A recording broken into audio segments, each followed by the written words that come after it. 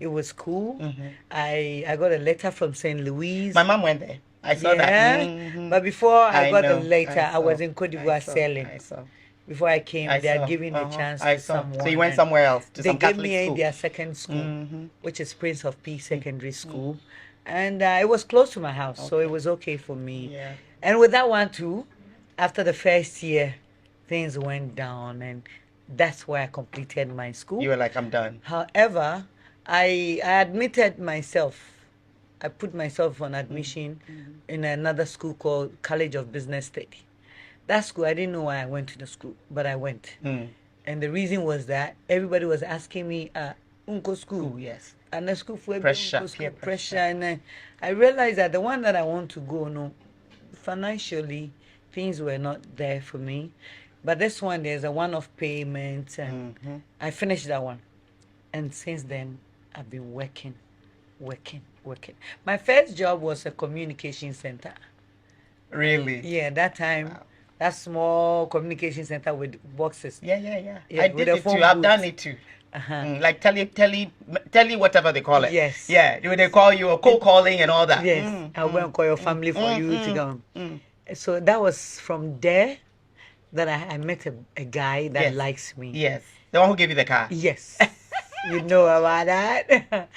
I read about it. Yes. So the guy likes me. He gave me Yeah. a car, and he was also trading between Ghana and Cote d'Ivoire. Okay, the one that made me laugh. Actually, she was making my face up, and then I think the guy asked you, "Oh, he was a mechanic," and you were like, "No, he wasn't a mechanic. He owned the He was a shop." car dealer. He was a car dealer. I thought that was funny. Yeah. He was a car dealer, but we started going to Cote d'Ivoire selling the cars till my uncle came in, and this American issue came. Yes.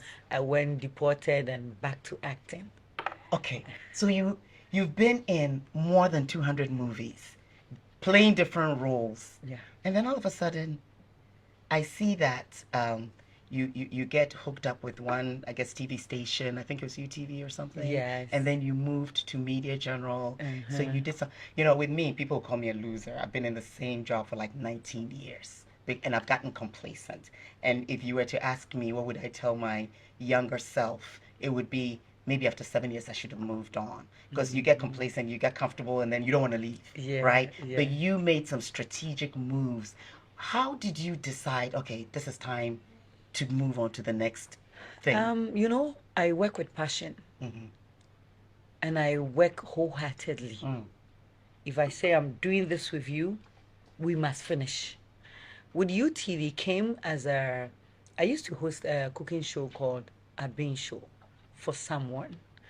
And we signed for 5 seasons. After the season, I said, I want to move on with my life.